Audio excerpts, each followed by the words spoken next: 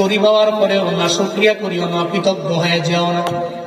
আল্লাহকে জানায়া দাও, হে মালিক, দুনিয়াতে আমার টাকা দাও নাই, বাড়ির মালিক বানাও নাই, গাড়ির মালিক বানাও নাই, তবে তোমার দরবারে হাসরের ময়দানে তুমি আমার জান্নাতটা দিয়ে দিও রে আমার আল্লাহ।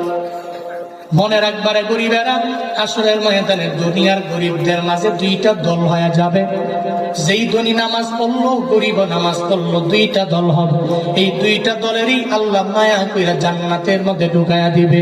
একদল ধনী আল্লাহওয়ালা, আর এক দল হবে গরিব আল্লাহওয়ালা। হাসরের ময়দানে যখন এই দুইটা দল দাঁড়ায়া যাবে, আল্লাহ পাক ডেকে বলবে, এই রিকশাওয়ালা, দুনিয়াতে রিকশা চালায়া খাইলা, আমি আল্লাহ তোরে ধন দৌলত দেই নাই। ও গরিব রে, কিন্তু দুনিয়ার মধ্যে তুই নামাজ বাদ দাও নাই, তুই ফজরেও গেলা, তুই জোহরেও গেলা, তুই আসরেও গেলা, তুই মাগরিবেও গেলা, এশায় গেলা, আমি আল্লাহরে ভুলো নাই। আজকে হাসরের ময়দানে তুই চলে আসলা ওই ধনী আল্লাহওয়ালার আগে, টানা 500 বছর আগে জান্নাতে ঢুকে যা।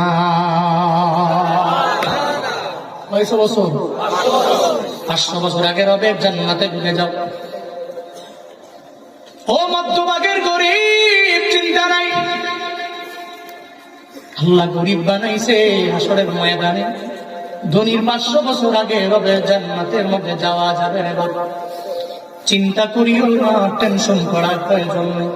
বলতেছিলাম, ইবনে কাসির বলে না, একটা মুসল্লায় দাঁড়ায় গেল, আল্লাহকে বলতে লাগলো, আল্লাহ গো, ফজরের নামাজের পর থেকে আমার ঘুমোতে যাওয়ার আগ পর্যন্ত কতগুলো নিয়ামত তুমি আমারে দিলা, এই নিয়ামত গুলা শুকর আমি কোন বাক্য দিয়ে আদায় করবো আমার জানা নেই, কোন জুমলা পড়লে পরিপূর্ণ আদায়